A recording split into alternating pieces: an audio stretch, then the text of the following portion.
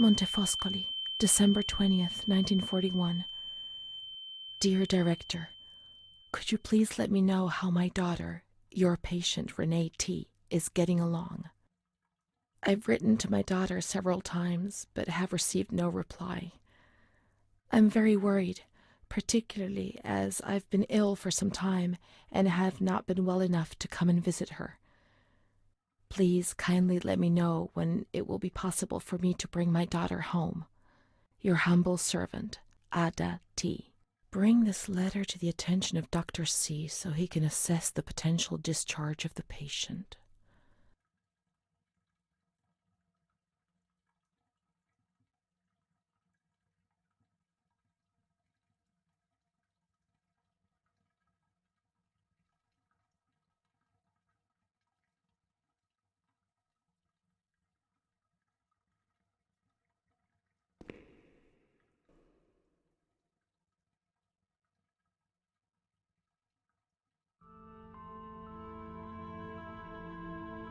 September 7th, 1938.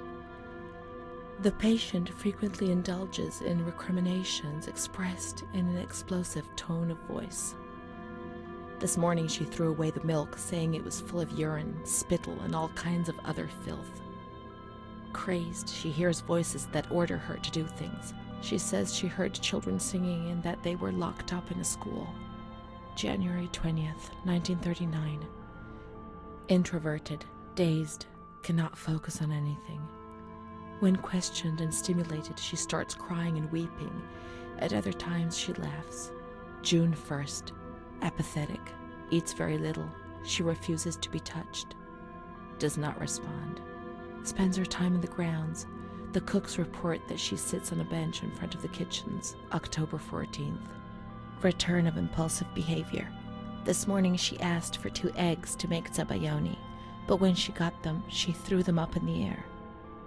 Excited, clamorous, slightly confused, takes her clothes off. December 8th. Tied to bed for 15 days. High-spirited, tends to make witty comments and use vulgar words. Laughs hysterically and pleasures herself. The nurses report that about 2 weeks ago she remained in the showers on her own and didn't want to leave. They said that when they took her away, she swore at them and then lashed out and bit them. 2 nurses had to be treated for their injuries. They've kept her tied to the bed since then. Transferred to the slightly agitated ward, from the care of Dr. B to the care of Dr. C. I was with Amara in the showers. My memories are terrifying. They're not real, are they?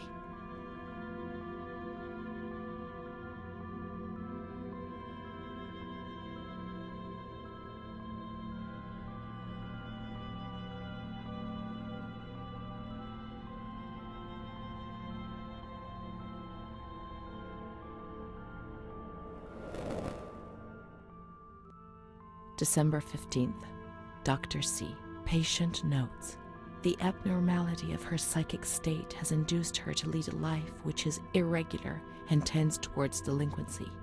Of fickle and flighty character, she regularly discards her household duties and engages in occasional prostitution. Delinquency? Prostitution? Renee? It seems so strange, unreal. It can't be true. And Amara? She loved us and would tell us everything.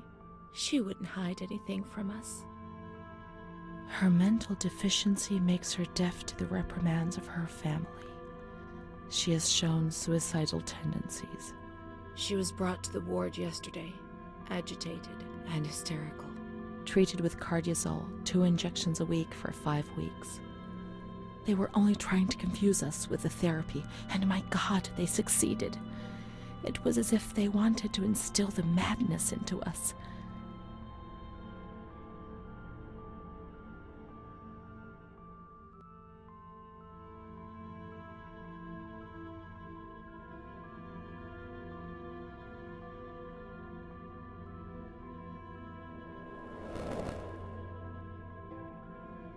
It was torture, but we had no choice.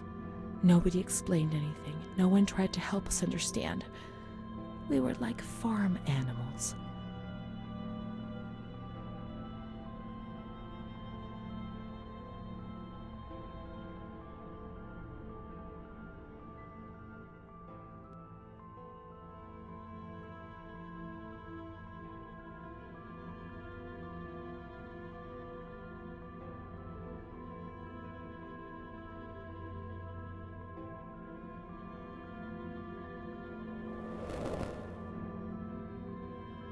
June 2nd.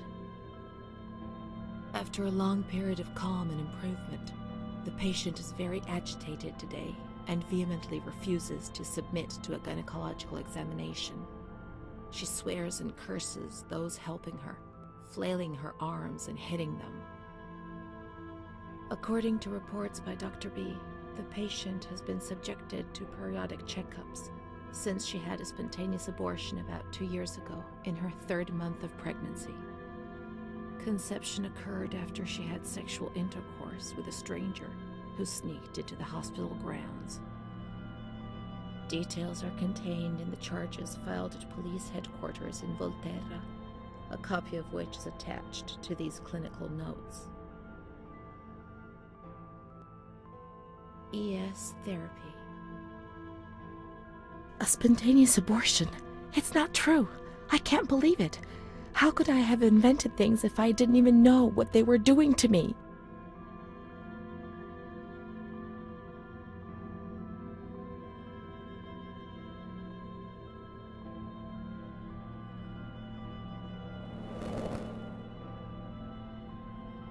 And the stranger in the grounds, I don't remember.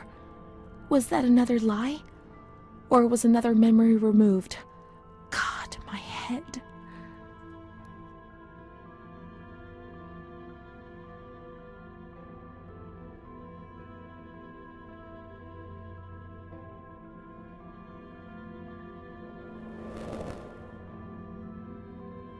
June 13th. The nurses report that she descended into a state of great mental confusion after receiving her mother's letter. She threw her soup over another inmate because she was very anxious, and then punched a nurse. Impulsive, flails about her.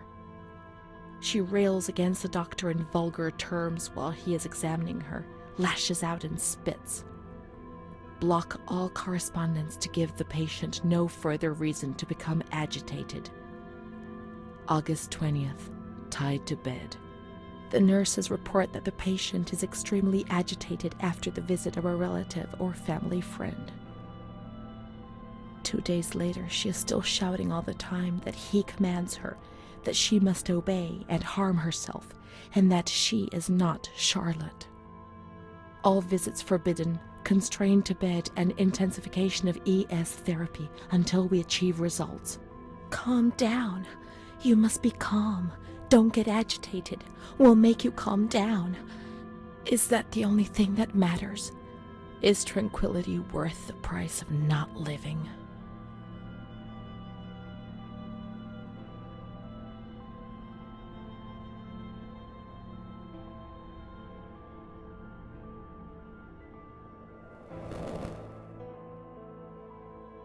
March 3rd. Alert, correct attitude, replies when questioned. The nurses report that the patient is calm. She washes and looks after herself. She affirms the existence of a certain Amara. She says that Amara is a patient who disappeared when she was moved to this ward. No confirmation. Probably a regressive hallucination. Evaluate transfer. Did I imagine Amara? That's not possible. She was there. I know she was there. I feel it. She must have left some traces of her presence.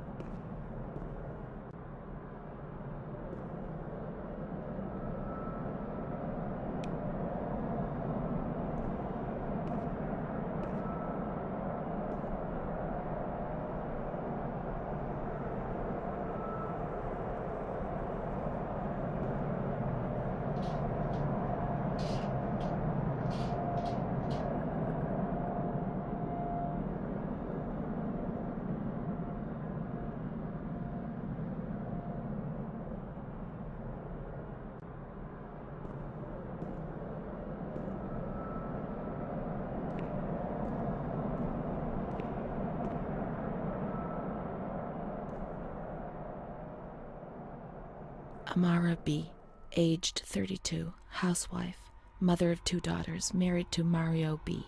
So Amara does exist. Yet she had no children and wasn't married, but that photo, it's her. June 3rd, 1936. Admitted yesterday, showing signs of improvement. June 8th. Cheerful, calm, and tranquil. Her behavior is good and she is keeping herself clean and tidy. Discharged on June 10th. April 28th, 1937. Arrived accompanied by her husband in an anxious and nervous state. Has difficulty speaking, trembles. Discharged May 14th. March 8th, 1938. A few days before Renee was admitted, she told me that she too had been admitted only a short time previously. Arrived yesterday in a febrile state. Discharged March 14th. She didn't leave. Certainly not after a few days. No. June 22nd, 1939. Readmitted once more. The patient shows rapid improvement. Discharged July 2nd. August 1st, 1941. The latest of many admissions due to agitation. Discharged August 27th. She came and went, stayed only for short periods, but I remember she was always with me. Oh, what's going on? March 4th, 1942. Back again, the same situation. March 8th. Compared to previous admissions, the patient seems depressed even after a few days, although her demeanor is calm and she is attentive. Discharged March 25th. April 2nd. The patient is distracted and apathetic. Her husband brought her here and said, "She's not eating, doctor. She spends all her time sleeping. I'm so worried, doctor. You know her. You can help her." April 6th. Tuberculosis. Patient transferred to the Maragliano Pavilion and is in isolation. May 3rd, 1942. Death from tuberculosis at approximately 8:30 a.m. Is Amara dead? Poor dear friend, I wasn't even able to say goodbye to you. Enclosed is a manuscript written by the patient, probably in a state of delirium. I'm dying, I know it. I'm losing a lot of blood, bleeding internally too. It's strange. Since I came back in here, I can't stop thinking about that little girl with her sad eyes, her desperation. I only saw her for a short time, it's true, but she remains in my heart. Will she still be here? I hope to God not. I hope she's better and her mother's taken her home. My memories don't match up. What's the point of this? Perhaps my memory is playing tricks on me. Things are not as I remember them, as I see them. But she said she liked me. I just can't understand it. I just wanted to say goodbye to her for the last time. I never even said goodbye to her.